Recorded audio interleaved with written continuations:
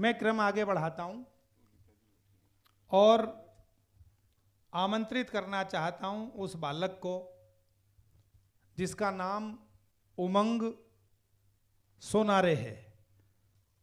3 दिन पहले मैं बंगाल जा रहा था एक कवि सम्मेलन में, तो अचानक चिराग जैन ने अपने फोन में एक वीडियो ऑन की। उन्होंने कहा कि भैया इसे देखना जरा। तो मैंने वो वीडियो देखी, तो वो वीडियो इस उमंग सोनारे की थी। मैंने चलती हुई गाड़ी से ही इनके प्रधानाचार्य जी को फ़ोन किया और आग्रह किया कि मैं चाहूँगा कि आप इस बच्चे को लेकर आइएगा, हम हिंदी भवन में उसको बुलवाना चाहते हैं और उसकी कविताएं आपको सुनवाना चाहते हैं। मेरी एक बड़ी लोकप्रिय कविता हुई भीष्म प्रतिज्ञा, पूरी दुनिया में मैंने सुनाई है। तो इस बच्चे की इससे सुनकर तो मैं तो खुद ही आश्चर्यचकित हो गया। तो मैं चाहूँगा कि उमंग सोनारे आएँ और उस कविता के पाठ से इस समारोह का हम शुभारंभ करेंगे। आओ बेटा। माँ सरस्वती के चरणों में सादर नमन।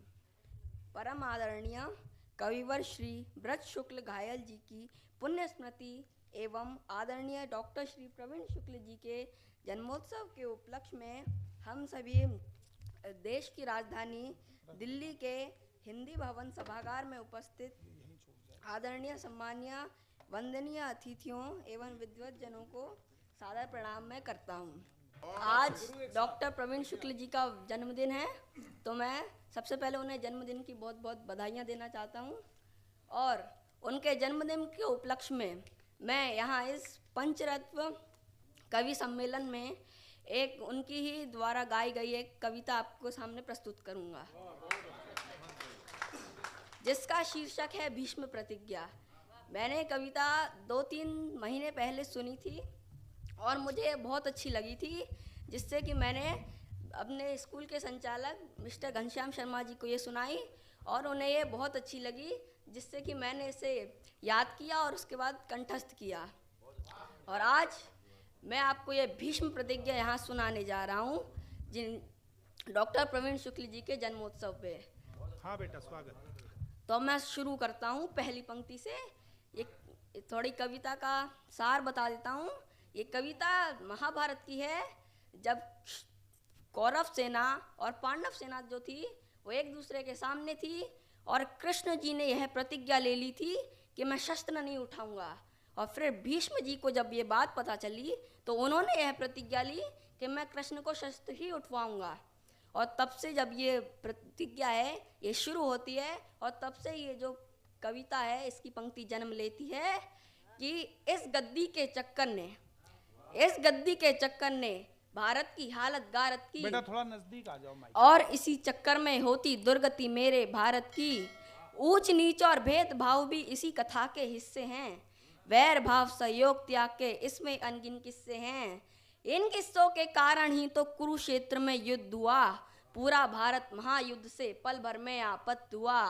दोनों पक्षों की रक्षा को तत्पर सभी परिचित थे और परिचितगण भी तो रखते अपने अपने थे। श्री कृष्ण ने महासमर में काम किए थे मिले जुले। दुर्योधन को सेना दे दी और अर्जुन को स्वयं मिले। दुर्योधन को सेना दे दी और अर्जुन को स्वयं मिले। चतुरंगिनी सेना को पाकर दुर्योधन मन में खुश था, लेकिन अर्जुन के मन में भी कहीं नहीं किंचित दुख था। कहा कृष्ण ने महासमर में ना अस्त्रों को धारूंगा, मात्र सारथी बनकर अर्जुन को रण क्षेत्र उतारूंगा। अर्जुन को नादान समझ दुर्योधन मन में फूल गया। माधव की मायावी माया को बिल्कुल ही भूल गया। माधव की मायावी माया को बिल्कुल ही भूल गया।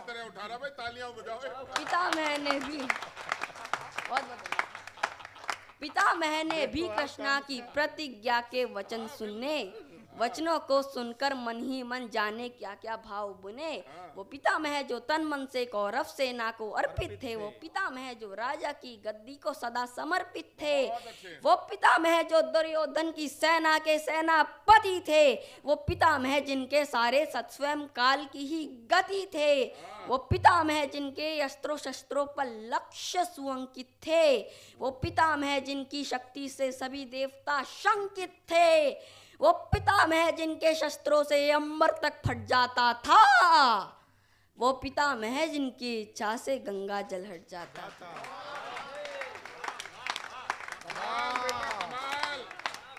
वो पितामह जिनकी इच्छा से गंगा जल हट जाता था।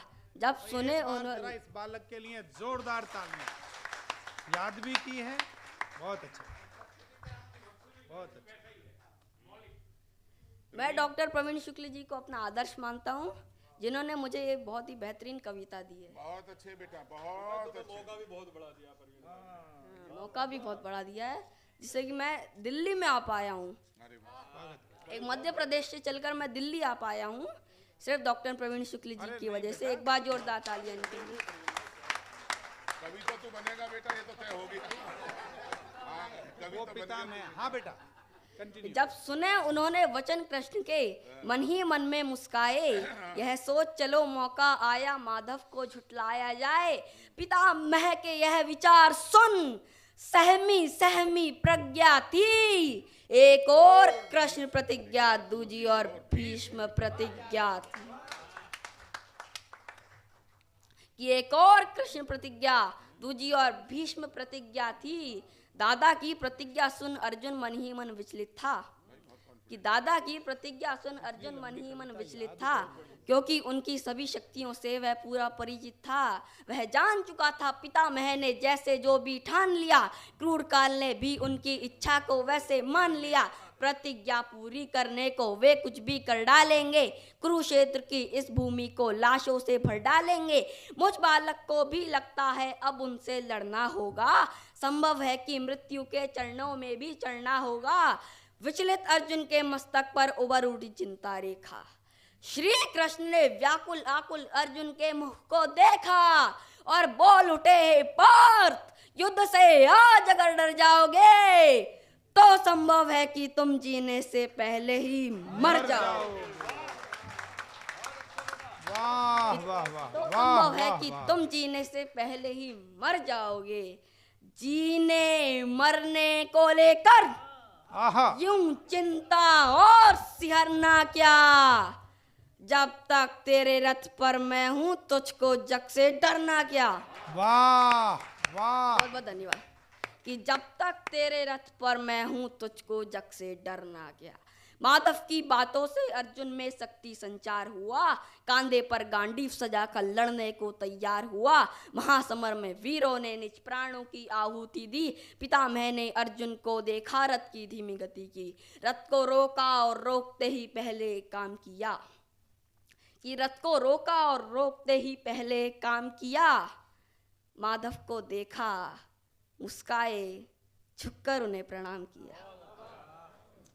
अर्जुन को आशीष दिए, छल की आंखों को मीच लिया और अगले ही क्षण तुणीर से भी बाणों को खींच लिया। चढ़ा धनुष पर बाण उन्होंने खींचा जब प्रत्यंचा को, बिजली कड़की, सैनिक बोले डर करके भागो भागो। शस्त्रों की वर्षा से अंबर आतुर था फट जाने को, रत्नागर में उठी हिलोरी नील गगन छुआने को। सैर शिखर तक ध्वनि तरंगों से टकरा कर गिरते थे, लगता था कि कुरुक्षेत्र पर काले बादल गिरते थे। पितामह के बाणों से पूरा भूमंडल डोल उठा। प्रत्येक वीर ही महासमर में हर हर बम बम बोल उठा।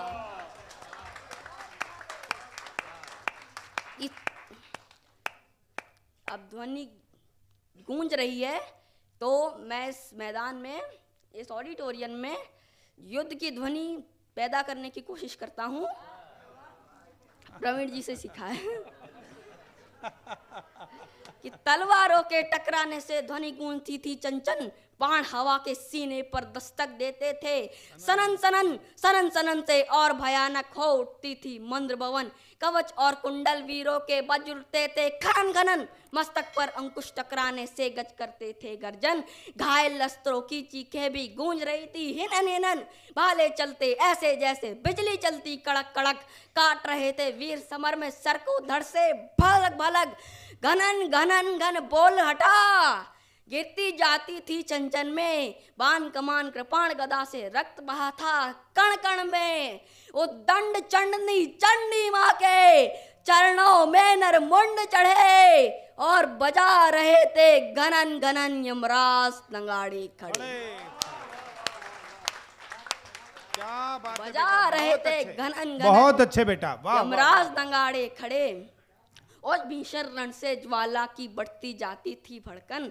पितामह के लोहित लोचन देख बड़ी दिल की धड़कन। महासमर में दादा ने काटे थे अनगिन मस्तक धड़। दृश्य देखकर आसमान में बादल रोए गड़ड़ गड़ड़। चीखें गूंजी थी धरती पर। चीख चीख में क्रंदन था। लगता था उस रोज धरा पर मृत्यु का अभिनंदन था।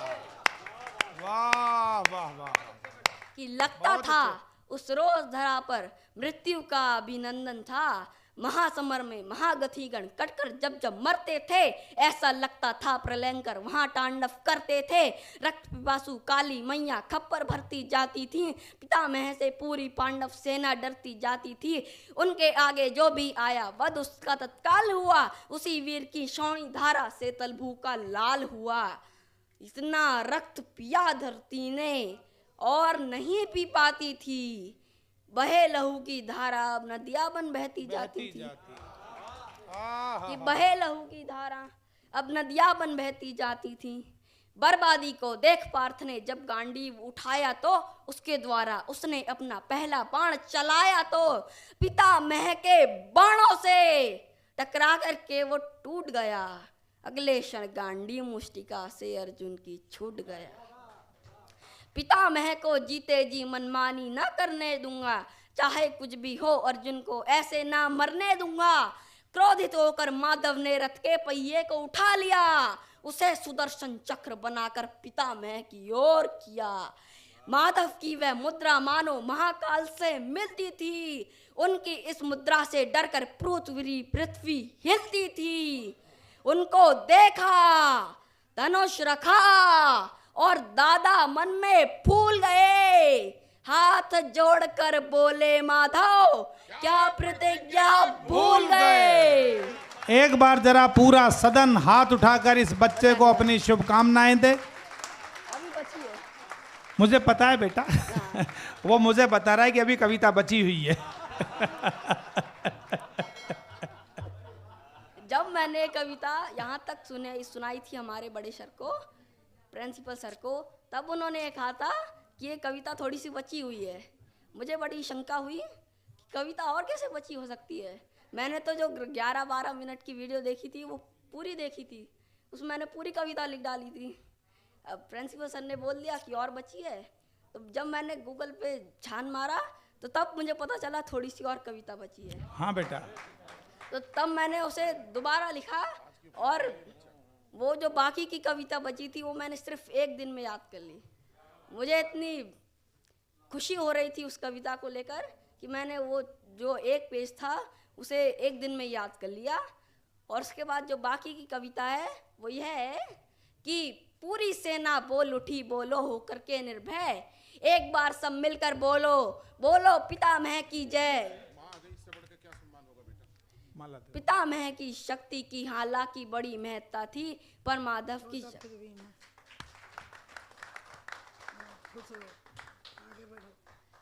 पितामह की शक्ति की हालांकि बड़ी महत्ता थी, पर माधव की शक्ति में तीनों लोकों की सत्ता थी। वो कान्हा जिनके पैदा होने पर माया छा जाती हो, सभी सैनिकों को पैरे पर ही निंद्रा आ जाती हो। ताले बेड़ी और द्वार भी खुद ही खुद खुल जाते हो। सभी देवता गण जिनके चरणों पर पुष्प चढ़ाते हो, जिनके चरणों के बंधन को यमुना जल बढ़ आता हो। शेषनाग जिनकी रक्षा ही अपना फण फैलाता हो, दुष्ट कंस की काया का जो पल भर में मर्दन कर दे, नाग कालिया के फणबे भी ठुमक ठुमक नर्दन कर दे, जिनका चक्र सुदर्शन रवि की गाथा को खुद कहता हो, तीन लोक का बुद्धि और बल जिनके अंदर रहता हो, सरित सलिल सुंदर सरिताओं संग समन्वित सागर। सरित सलिल सुंदर सरिताओं संग समन्वित सागर, अगम अगोचर आदि अखंडित और अनस्वर आखर। जिस परम पिता परमेश्वर की शक्ति का कोई अंत नहीं, जिसके आगे प्रश्न कभी भी कोई रह द्वंत नहीं, उस परम पिता को पितामह ने आखिर कैसे डरा दिया? यह बात असंभव है, पर भक्ति ने भगवान को हरा दिया। वाह वाह वाह वाह, बहुत अच्छे बेटा, बहुत बहुत धन्यवाद। कि पितामह की अपने जीवन से हो चली विरक्ति थी, कि पितामह की अपने जीवन से हो चली विरक्ति थी, पर परम पिता के लिए पितामह में अटूट आसक्ति थी। कृष्ण चक्र ले इसीलिए करने उन पर प्रहार गए। आखिरी पंक्ति है कि कृष्ण चक्र ले इसीलिए करने उन पर प्रहार गए, कर ले भीष्म प्रतिज्ञा पूरी जानबूझकर हार गए।